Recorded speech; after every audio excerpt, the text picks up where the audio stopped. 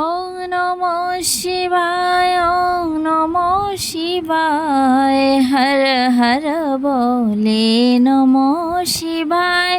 ওং নমঃ শিবায়, ওং নমঃ শিবায়, হর হর বলে নমঃ শিবায়। হাই এভরিওয়ান, কেমন আছেন সবাই? আজ ছিল শ্রাবণ মাসের শেষ সোমবার, মানে ভোলে বাবার পুজো। অনেক দিন আগে থেকেই ভাবছি শ্রাবণ মাসের 4টা সোমবারই ভোলে বাবার পূজা করব, বাট সে সুযোগই হয়নি। আজ শেষ সোমবারের সুযোগটা পেয়েছি, তাই ভাবলাম আজ একটু গিয়ে মন্দিরে ভোলে বাবার পূজা করে আসি। যেই কথা সেই কাজ, তাই চলে গিয়েছিলাম ভোলে বাবার পূজা করতে।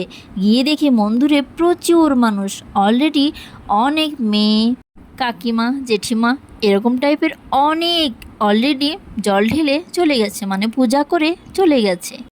তখন গিয়েও দেখি মন্দিরে বেশ মানুষ, মানে ভালোই ভিড় ছিল। অনেকে কিন্তু ভোলে বাবার এই পূজাটা করে থাকে শ্রাবণ মাসের সোমবারগুলো। পূজার রীতি অনুযায়ী আমি বেলপাতা, 5 রকম ফল, দুধ, ঘি, দই, মধু, গঙ্গা জল সব কিছু নিয়ে গেছি।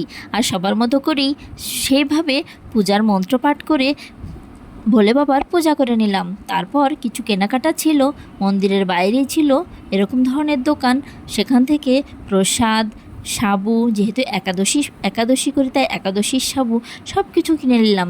তারপর বাসায় এসে আমি আমার জন্য করেছিলাম নিরামিষ পদ। যেহেতু ভোলে বাবার পূজা করেছি, ভাবছি আজকে আমি নিরামিষ খাবো, আর অন্যদের জন্য ছিল মাছ।